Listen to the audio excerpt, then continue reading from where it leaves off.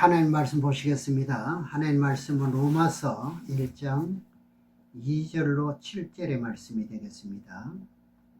오늘 두 번째 시간으로 로마서 1장 2절에서 7절, 지난 시간에 4절까지 이제 해석했습니다만 봉독은 다 하겠습니다. 이 복음은 하나님이 선지자들로 말미암아 그의 아들에 관하여 성경에 미리 약속하신 것이라. 이 아들로 말하면 육신으로는 다윗의 혈통으로 나셨고 성결의 영으로는 죽은 자 가운데서 부활하여 능력으로 하나님의 아들로 인정되셨으니 곧 우리 주 예수 그리스도시니라. 그로 말미암아 우리가 은혜와 사도의 직분을 받아 그 이름을 위하여 모든 이방인 중에서 믿어 순종케 하나니, 너희도 그들 중에서 예수 그리스도의 것으로 부르심을 입은 자니라. 로마에서 하나님의 사랑하심을 입고 성도로 부르심을 입은 모든 자에게 하나님 우리 아버지와 주 예수 그리스도로 쫓아 은혜와 평강이 있기를 원하노라.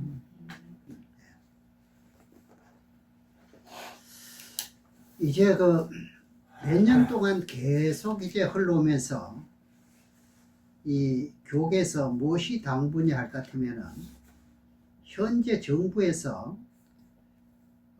정부가 아니라 다른 정부에서도 그랬습니다만, 이 국회에서 이제 그 종교 편향법이라는 게 있어요. 이게 계속 잊어버리면 또 올라오고 계속 올라올 때마다 계속 부결됐는데, 지금도 그렇습니다. 이걸 위해서 기도하라고 지금 야단나고 그렇습니다. 곧 급한 것처럼. 아무튼 이것이 문제는 보통 문제가 아니죠. 그래서 오늘 이제 말씀의 제목은 육신으로는 다윗의 혈통에서 하는 제목으로 이제 두 번째 시간이 되겠습니다. 복음이라는 것은 언제부터 시작됐다고 그랬죠? 창세기 3장 15절에서부터 시작을 합니다. 그래서 15절에 뱀의 후손이 여자의 발꿈치를 상하게 한다 그랬잖아요. 여자는 누구를 말하지요? 예수님을 말했지요. 예수님이 복음이었습니다. 그래서 제사 제도에 있어서나 모든 것은 다 예수 그리스도가 오실 것을 이제 말씀하신 것이 좀 선지자들의 예언입니다. 그러면서 이사야 53장에 지난 시간에 봤습니다만, 이제 그가 이제 그 모든 질고를 이제 지시고, 그리고 채찍에 맞음으로써 그 자체가 우리의 죄가 사함을 받는다. 이런 내용을 우리가 지난 시간에 봤습니다. 이것이 모두가 뭐지요? 다 복음입니다. 그분이 오시면은 찔림을 당하고, 그리고 우리의 허물을 위해서 십자가에 달릴 것을 말씀했다 이 말이죠. 사도행전 2장 24절 지난 시간에 봤습니다만 한 번 더 보겠습니다. 사도행전 4장 24절에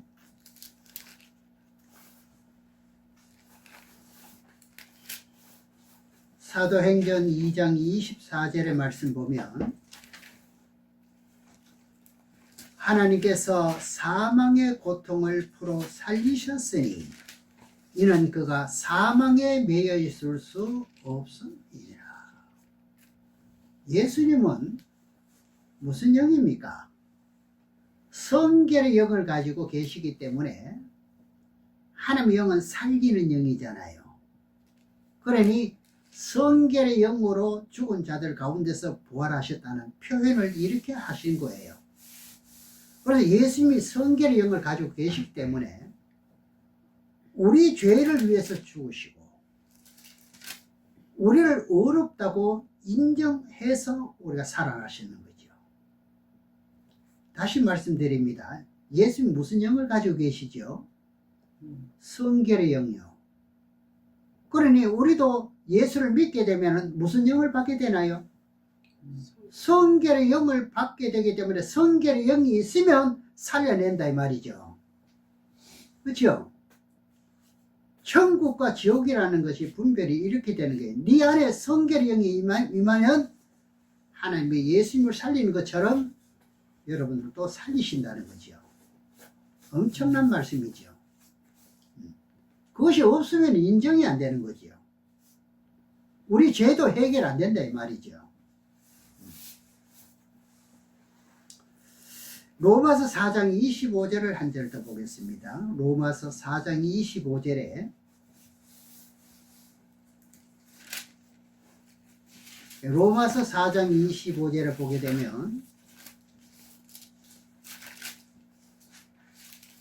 예수는 우리 범죄함을 위하여 멸줍이 되고 우리입니다. 또한 우리를 어렵다 하심을 위하여 살아나셨느니라 이렇게 말씀하고 있잖아요. 지금 이제 그 25일 이 성탄절 다 다옵니다만 참 엄청난 깊은 뜻이죠. 그럼 이제 5절부터 이제 시작하겠습니다. 본문 로마서 1장 5절입니다. 보시게 되면 그로 말미암아 우리가 은혜와 사도의 직분을 받아 그 이름을 위하여 모든 이방인 중에서 믿어 순종케 하나니 목사, 장로, 집사 직분을 받아도 여러분들의 노력으로 받았나요? 하나님의 은혜라는 거죠. 여러분이 직분 받은 것은 하나님의 은혜였습니다. 그로 인해 내가 나된 것은 하나님의 은혜로 주의 종이 되었지 내가 노력해서 된 것이 아니라는 겁니다. 그래서 예수님의 보혈의 피로 죄를 용서받다 보니까 우리가 선택받은 것뿐이지요. 고린도전서 15장 10절의 말씀을 찾아서 또 보겠습니다. 고린도전서 15장 10절의 말씀입니다.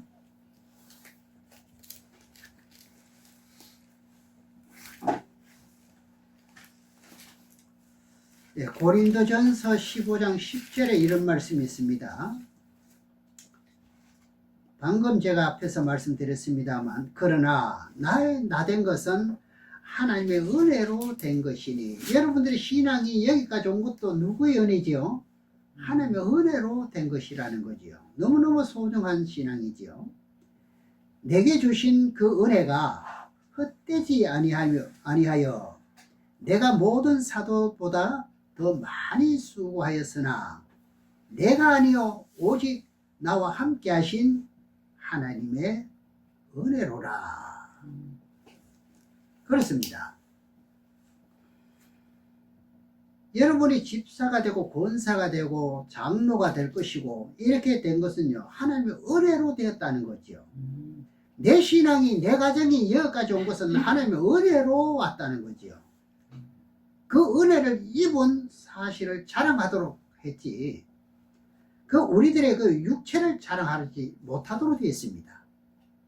이렇게 살아온 것은 하나님의 은혜인데 그걸 자랑하라는 거죠.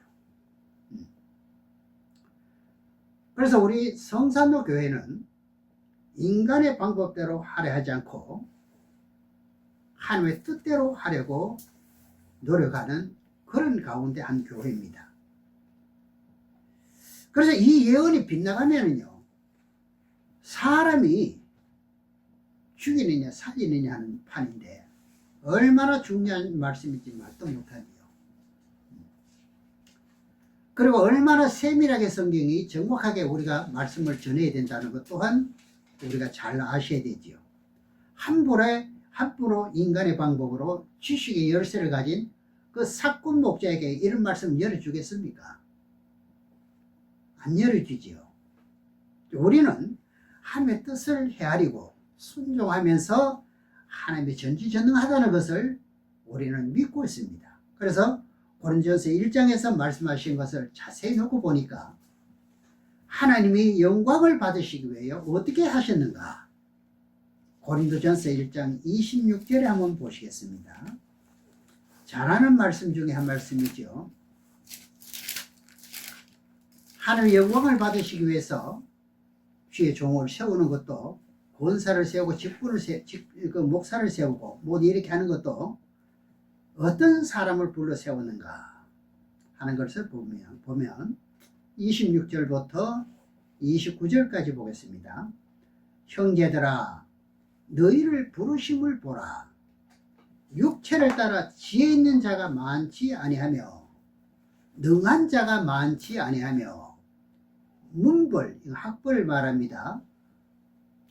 문벌 좋은 자가 많지 아니하도다.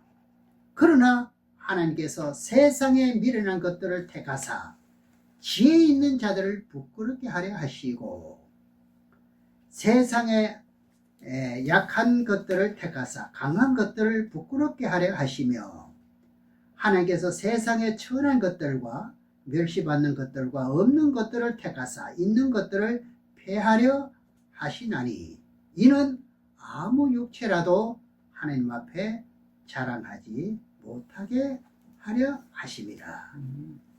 우리가 무슨 자랑할 것이 있습니까? 아무 육체도 자랑하지 못하게 하려 하심이라 하십니다. 내가 아무 배운 것도 없고 자랑할 것도 없으면요, 자동으로 누구만 자랑할까요? 하나님만 자랑. 그래서 불렀다는 거죠. 사실상 유능하고 잘 배운 사람도 있죠. 그 사람들은 세상 학문보다 하나님의 과학이 비교가 안 된다는 걸 깨우치고는 세상 학문은 분토같이 버리잖아요. 그래서 하나님이 우리를 택한 이유가 바로 여기 있다는 거죠. 우리는요, 남을 헐뜯고 남을 정죄하고 이러라고 부른 게 아니에요. 하나님이 교단 이름도요, 어떻게 해요? 자랑하지 못하게 만들었습니다. 교단이 아무리 크면 뭐합니까? 그럼 또 적으면 또 어떤데요? 이것도 자랑하지 못하는 거예요. 다만 누구만 자랑하면 돼요? 하나님만 자랑하라는 것이죠. 그런데 오늘날 전부 교단 자랑입니다. 큰 데 가보다 별 수 없고요. 중요한 것은 뭐냐? 깨우침입니다. 하나님의 진리를 어떻게 아느냐, 의중을 어떻게 우리가 아느냐가 너무너무 중요한 사실이죠. 그 아는 것만 자랑하고 감사하는 거죠. 여러분들은 그런 자리에 들어가시길 주의 이름으로 축원합니다. 이것이 로마서를 전하는 그 사도 바울 자신이 자기의 심령을 고백한 한 대목이에요. 다시 본문 말씀으로 들어가겠습니다. 로마서 1장 6절에서 봅니다. 로마서 1장 6절에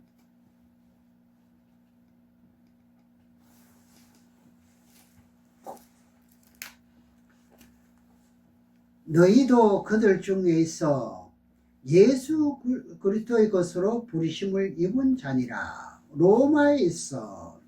이 편지를요, 누구에게 보냅니까? 어디 보내요? 로마예요. 로마. 사도 바울이 언제 로마에 가서 복음을 전해가지고 그렇게 한 거예요? 그럼 로마에 복음을 전한 일이 없어요. 가서는요. 이때 당시 아직도 복음이 전한 일이 없단 말이에요. 로마에는. 그렇다면 이 복음이 어떻게 전파되었기에 그들에게 서신서를 보내느냐 이거죠. 여러분, 성경 읽다 보면 궁금하지 않습니까? 사도행전 2장에 보게 되면요, 로마에 살고 있었던 유대인들이 전부 전 세계로 흩어졌지요. 그렇죠? 그건 다 아시잖아요. 흩어졌는데 오순절 절기를 지키러 왔지요. 그러니까 로마뿐만 아니라 전 세계 다 모였다고 봐도 되죠. 유대인들이 오순절을 지키러 왔다가 마가 다락방에서 성령 체험을 한 120명 문도를 통해 가지고 놀라운 사건을 발견하게 되지요. 처음 본 사건이었잖아요. 베드로를 통해 가지고 복음의 소식을 듣고 다시 로마로 갔다 이 말입니다. 그러니까 복음이 전파되기 시작하는 과정을 로마에서 해서 기록하고 있는 겁니다. 그 성도들에게 이제 편지하는 편지가 바로 그것입니다. 이 목적을 먼저 아셔야 되지요. 사도행전 2장을 보시겠습니다. 사도행전 2장 5절에서 24절까지 한번 보시겠습니다.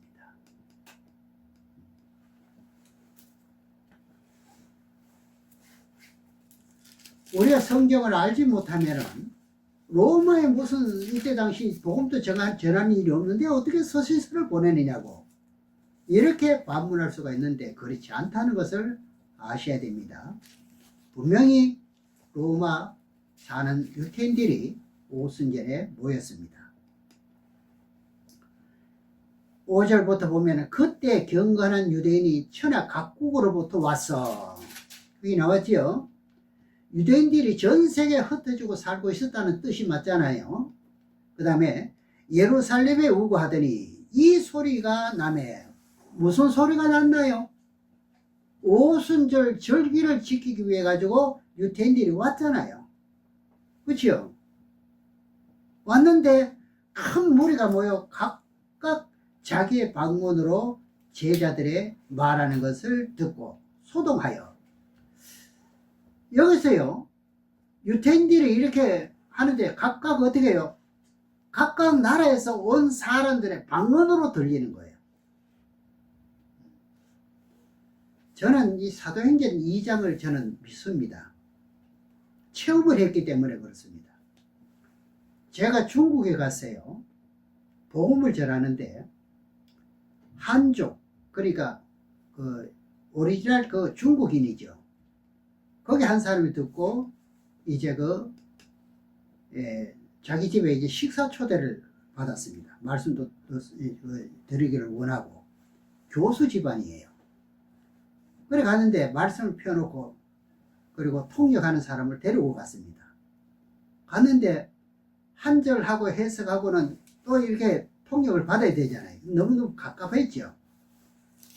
그래가지고 잘 알아듣는 것 같아요. 쭉 제가 계속 이렇게 이제 설교를 하니까 고개 끄덕끄덕 하면서 계속 알아들어. 그러니까 통역을 하지 마라 그랬어요. 하지 말고 역통역을 받았습니다. 저는 한국말로 하는데 그 사람들은 무슨 말로 들었겠습니까? 중국말로 알아들어 버리는 거예요. 그래서 사도행전 2장이 참 저는 믿어지죠. 누구보다도. 그러니까 오순절 절기를 지키러 왔다가 유대인들이 왔습니다. 큰 무리가 모여 각각 자기의 방문으로 제자들의 말하는 것을 듣고 소동하여 다 놀라 기이 여겨 이르되 보라 이 말하는 사람이 다 갈릴리 사람이 아니냐. 우리가 우리 각 사람의 난 곳으로 듣는 것이 어찌미뇨. 이 나왔지요. 그 지방의 사람들을 말하잖아요. 9절에 우리는 바데인과 메데인과 엘람인과 그리고 방언이 다 다르잖아요. 나라마다.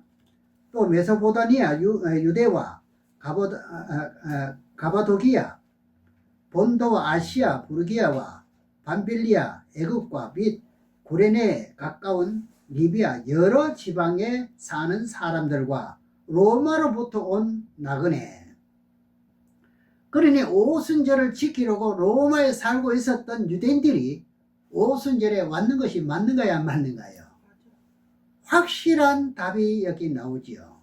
성경은요, 성경에서 해석해야 되는 거예요. 성경 한 절 펴놓고 다른 어떤 지식으로는 성경은 해석 안 되도록 되어 있습니다. 그러면서 곧 유대인과 유대교회에 들어온 사람들과 그레데인과 인들이라 우리가 다 우리의 각 방문으로 하나님의 큰 일을 말함을 듣는도다 하고 다 놀라며 의혹하여 서로 가로되 이 어찌 일이냐 하며 또 어떤 이들에게 조롱하여 가로되 저희가 세술에 취하였다 하더라. 조롱하는 사람들도 있습니다. 또 너무너무 감격하고 감사하는 그런 사람들도 있고요. 그런데 이것을 심각하게 들은 사람이 누굽니까? 로마에 있는 유대인이 아주 심각하게 들었습니다. 저기 모여있는 사람들은 전부 못 배운 사람들, 지식이 없는 사람들이에요. 그런데 저들이 입술로서 말하는 것이 전부 다 무슨 소리가 들립니까? 각국 방언으로 들리는 거예요. 근데 이 복음의 소식을 누굴 통해서 들었습니까? 사도행전 2장 14절로 24절까지 보면 베드로가 설교하는 것을요 로마인들이 들었습니다. 14절부터 보겠습니다. 베드로가 11의 사도와 같이 서서 소리를 높여 가로되 유대인들과 예루살렘에 사는 모든 사람들아 이 일을 너희로 알게 할 것이니 내 말에 귀를 기울이라. 이렇게 이제 설교를 하는 거예요. 15절에 때가 제3시니 너희 생각과 같이 이 사람들이 취한 것이 아니라 앞에 세술에 취했다 그랬죠. 16절에 이는 곧 선지자와 요엘로 말씀하신 것이니 일러서되 하나님이 가라사대 말세에 내가 내 영으로 모든 육체에 부어주리니 너희의 자녀들은 예언할 것이요 너희의 젊은이들은 환상을 보고 너희의 늙은이들은 꿈을 꾸리라. 그때 내가 내 영으로 내 남종과 여종에게 부어주리니 저희가 예언할 것이요 또 내가 위로 하늘에서는 기사와 아래로 땅에서는 징조를 베풀이라. 20절에 주의 크고 영화로운 날이 이르기 전에 해가 변하여 어두워지고 달이 변하여 피가 되리니 누구든지 주의 이름을 부르는 자는 구원을 얻으리라 하였느니라. 그러니 복음을 외치고자 하는데 이것을 누가 듣습니까? 로마에서 온 유대인들이 이 소식을 들었다 이 말입니다. 이 소식을 듣고 감동이 되는 거예요. 이들이요. 참 하나님이 살아계시다. 베드로가 120만 분들이 성령 충만히 받았기 때문에 여기서 이런 사건이 벌어지는 거예요. 살아있는 생명의 말씀을 듣게 되는 거예요. 그야말로 살아있는 생명의 말씀이죠. 그러면서 22절에 보게 됩니다. 이스라엘 사람들아 이 말을 들으라. 너희도 아는 바에 하나님께서 나사렛 예수로 큰 권능과 기사와 표적을 너희 가운데서 베푸사 너희 앞에서 그를 증거하셨느니라. 그가 하나님의 정하신 뜻과 미리 아신 대로 내어준 바 되었거늘 너희가 법 없는 자들의 손을 빌어 못 박아 죽였으나 하나님께서 사망의 고통을 풀어 살리셨으니 이는 그가 사망에 매여 있을 수 없느니라. 앞에서도 말씀드렸습니다만 여러분 속에 성결의 영이 있을 것 같으면요 사망에 매여 있을 수 있나요? 데려가시죠. 계속 설교를 합니다. 이 복음 소식을 듣고 간 사람이 로마에서 온 유대인이었다 이 말입니다. 이 사람이 성령에 감동된 설교를 들으니 어떻게 해요? 안전할 수가 있나요? 로마에 가서 이제 예수를 전했을까요? 안 전했을까요? 전하죠. 전하는 거예요. 은혜를 받았으니까, 감동을 받았으니까요. 그러니까 그 사람들에게 편지하게 된 동기가 여기 있다 이 말입니다. 이 말씀 가운데 우리가 알아야 할 놀라운 사건을 이제 로마서 1장 6절, 7절을 보겠습니다. 예, 본문 로마서 1장 6절에서 봅니다.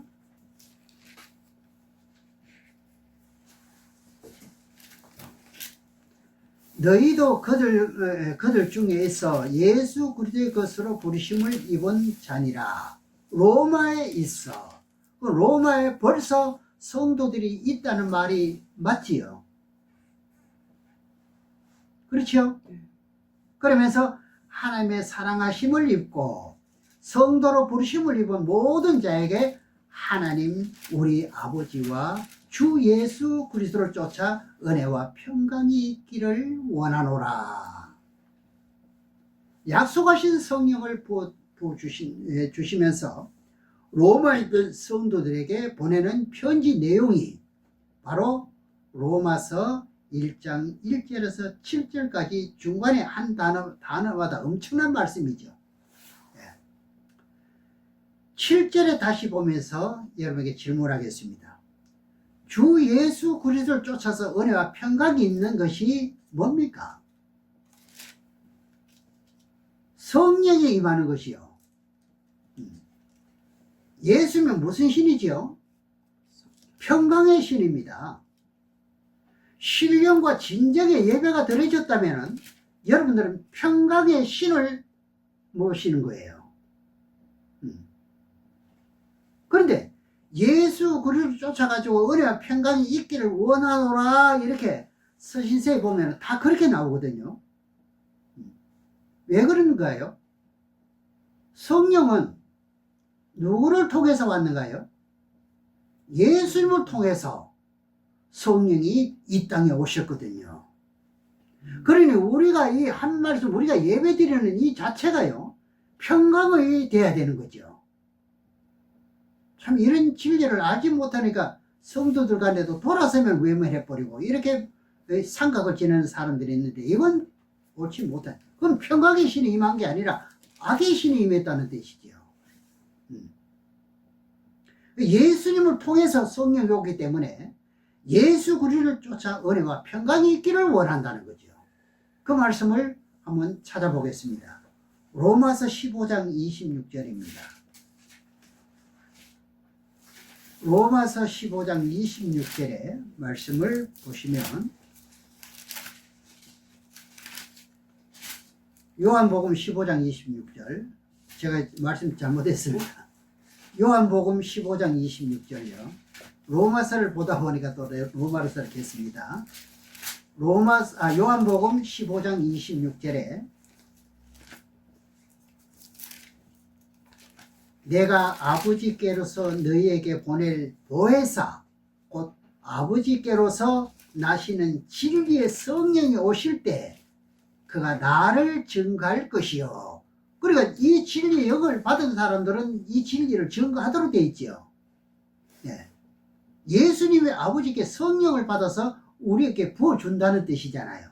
그럼 부어줌을 받았다면 우리는 그냥 못 있지요.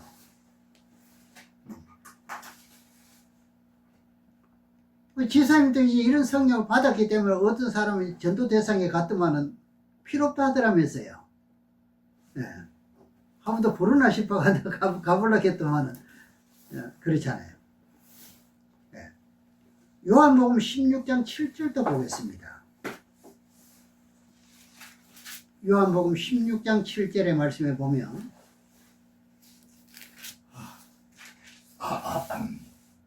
그러하나 내가 너희에게 실상을 말하노니 내가 떠나가는 것이 너희에게 유익하니라.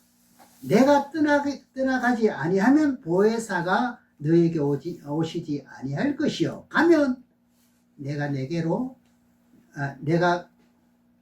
그를 내게로 보내리라. 그럼 예수님께서 떠나가는 게 유익이죠. 안 떠나갔으면 오순절을 그것도 성령 체험이 안 내려오는 거죠.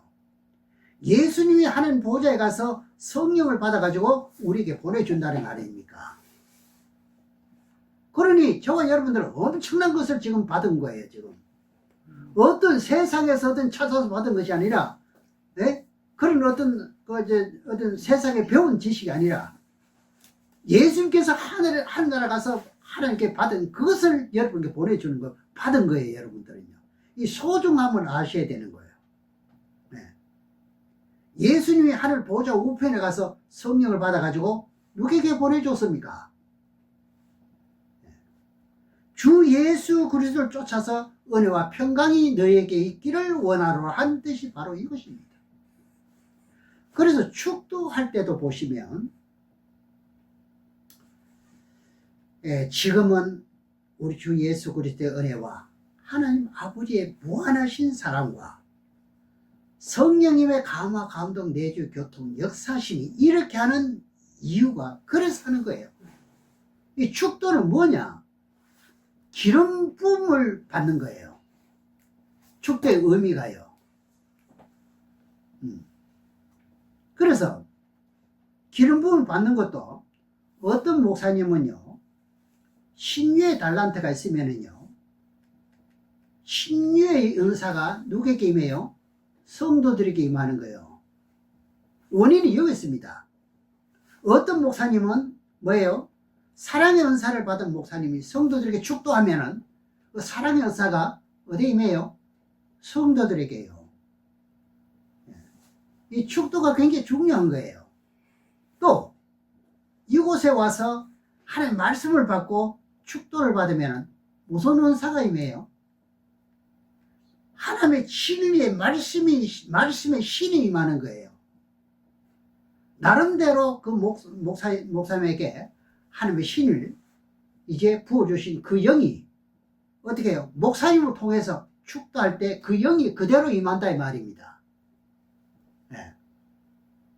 그 여러분들 축도할 때 축도의 의미를 알지 못하고 그냥 있었다면 이 축도가 그렇게 그만큼 중요합니다. 그것을 알고 할 것 같으면 예수님이 가시면 보혜사를 주시는데 가서 받아가지고 어떻게 그 기름 부음을 어떻게 해요? 성도들에게 하는 것이다. 두 팔 벌리면서. 그러니 예수님이 하는 보좌에 올라갔잖아요. 하나님 앞에 성령을 받아서 어떻게 해요? 기름 부음을 주셨기 때문에 주 예수를 쫓아 은혜와 평강이 있기를 원하노라 이렇게 말씀하신 거예요. 이 뜻이요. 그러니 무엇이든지 알고 받아야 그 진가가 있는 거죠. 값어치가 있는 거지요. 더 정확하게 사도행전 2장 33절을 보겠습니다. 사도행전 2장 33절의 말씀을 보겠습니다.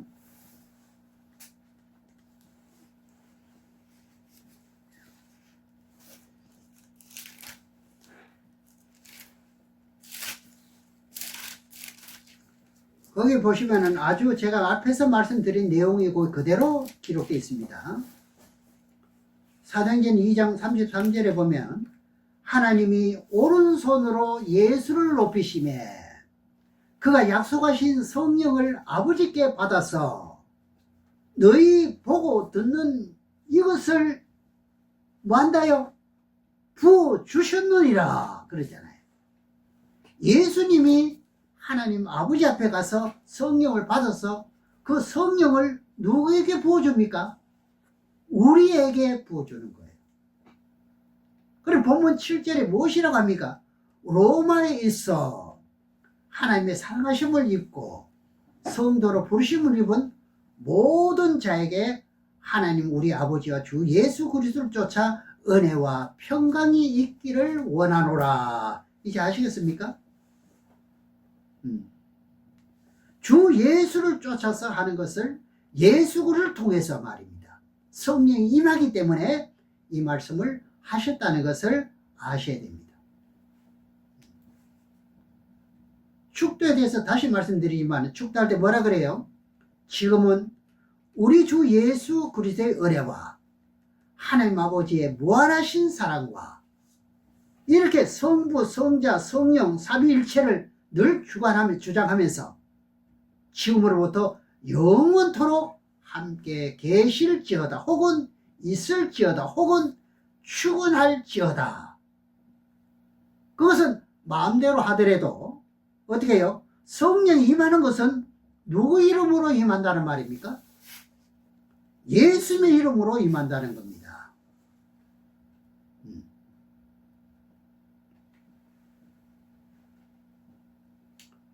고넬료가 백부장이었죠. 그런데 선한 일을 많이 했습니다. 그런데 선한 일을 그토록 많이 했는데도요, 예수님의 소리를 들어본 적이 없어요. 하나님밖에 모르는 거죠. 율법의 복음은 내려올 당시 아닙니까? 기도하고 선행은 많이 하는데 예수를 알지 못하다 보니까 여호와의 이름으로 늘 기도합니다. 그러다 보니까 하나님이 너무너무 안타까워 가지고 어떻게 해요? 천사를 보냅니다. 고넬료에게요. 백부장이에요. 백부장 갈 것 같으면 군인 100명을 거느리는, 요즘 말하면 중대장이라 하면 될까요? 아무튼 그런 사람입니다.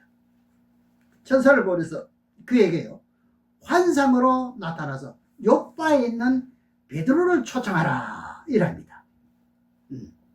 그렇게 하나님의 귀하신 뜻을 들은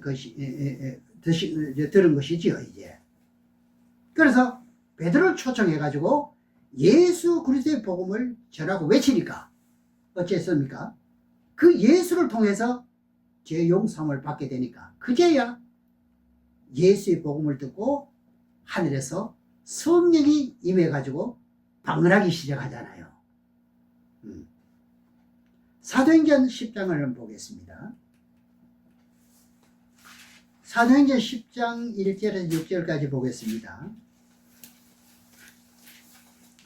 여러분이 은혜를 받았다, 깨우쳤다, 깨달았다 하는 것은 전부 다 어떻게 예수님이 하늘에 올라가셔가지고 보내주실 거예요. 지금 그것을 받는 거예요. 이 값어치가 뭐 세상에 어떤 거 비교가 안 되지요. 이런 긍지를 가지셔야 여러분들이 피곤하지 않습니다. 더 힘이 생기는 거죠. 가이사라의 고넬료로 하는 사람이 있으니 이탈리아 데라 하는 군대로 나왔지요. 군대 백부장이라. 그가 경건하여 온 집으로 더불어 하나님을 경외하며 백성을 많이 구제하고 하나님께 항상 기도하더니 하루는 제9시쯤 되어 환상 중에 밝히 봄에 하나님의 사자가 들어와 가로되 고넬료야 하니, 고넬료가 주목하여 보고 두려워 가로되 주여 무슨 일이니까? 천사가 가로되 내 기도의 구제가 하나님 앞에 상달하여 기억하신 바 되었으니 내가 지금 사람을 요바로 보내어 베드로라 하는 사람을 시몬을 청하라. 그럼 뭐 이 사람은 뭘 받은 사람이죠?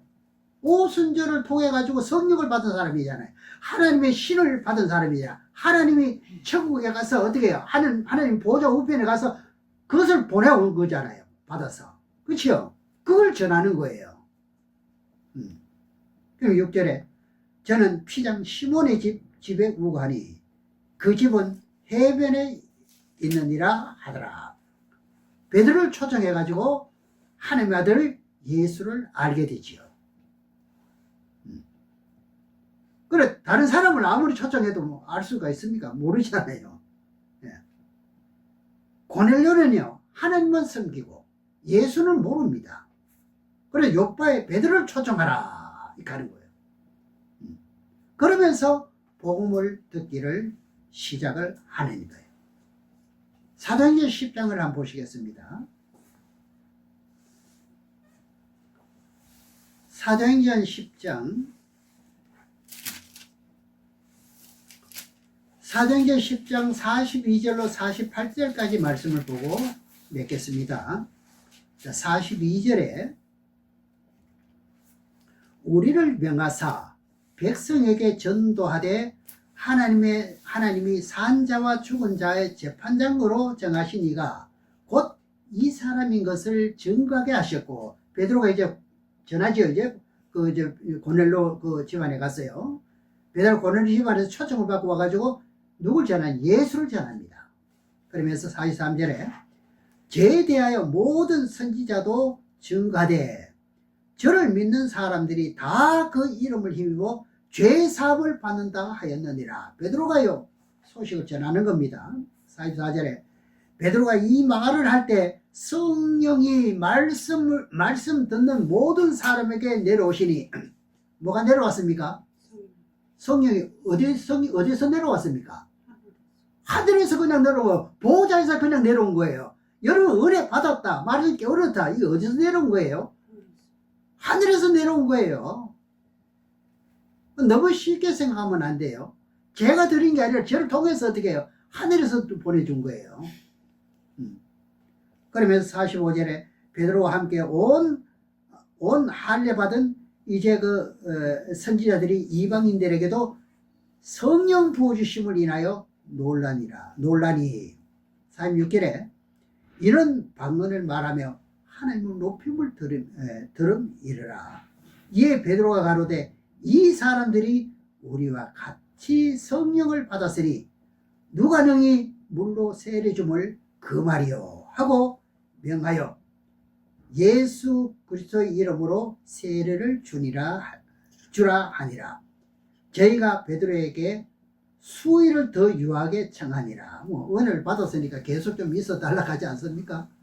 네, 우리가 선교하러 가고 같으면요 참 간절히 원합니다. 하루라도 더 머물러 있다가 가시라고. 예수 그리스도의 복음을 듣고 성령이 임해가지고 뭐까지 터졌나요? 방언까지 터지면서요 은혜를 받았습니다. 그러니 어떻게 됩니까? 주 예수 그리스도를 쫓아 무엇이 임했습니까? 평강이 임했지요. 평강이 있을지어다 하잖아요. 그러니 예수를 통해서 뭐가 임합니까? 성령이 임하는 거예요. 우리가 귀신을 쫓고 사단 마귀를 물리치더라도 우리가요 예수 그리스도의 뭘 받아야 돼요? 권세를 받았을 때 예수 그리스도의 이름으로 명하노니 하는 거예요. 그 명하는 것이 어디서 받았느냐? 하늘에서 받은 거예요. 그게요. 그러니 혈기로 뭘 하면 안 되지요. 그러니까 사단 마귀에 물러가라면 그때 물러가는 거지요. 이런 것을 알아야 예수 이름으로 하면 담대해진다는 이야기죠. 예수만 올바로 알면은 이건 팔자 고친 거죠. 하면 되니까요. 그대로 믿으면 되니까요. 예수 그리스도를 명한다. 이것은요 예수 그리스도를 통해서 임하게 될 성령이 가라사대 하면 나가는 거예요. 그래야 귀신도 어떻게 해요? 벌벌벌 떨게 되는 거죠.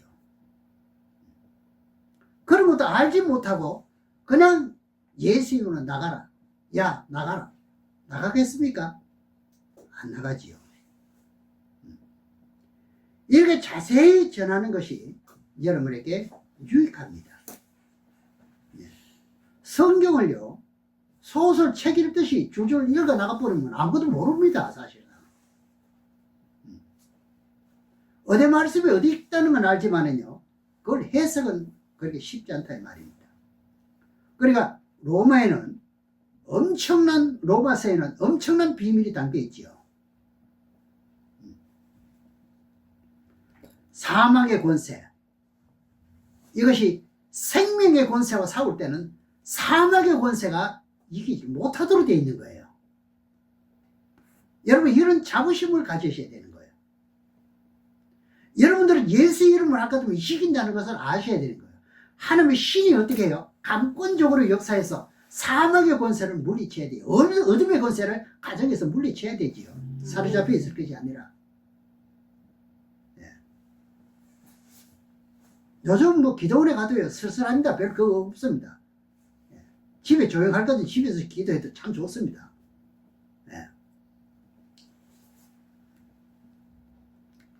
그래서 이 비밀을 여러분들 잘 아시고 그리고 강하게 성령으로 내가 믿는 것만큼 하나님이 역사하신다는 걸 믿으시기를 주님의 이름으로 축원합니다. 아멘. 기도하겠습니다.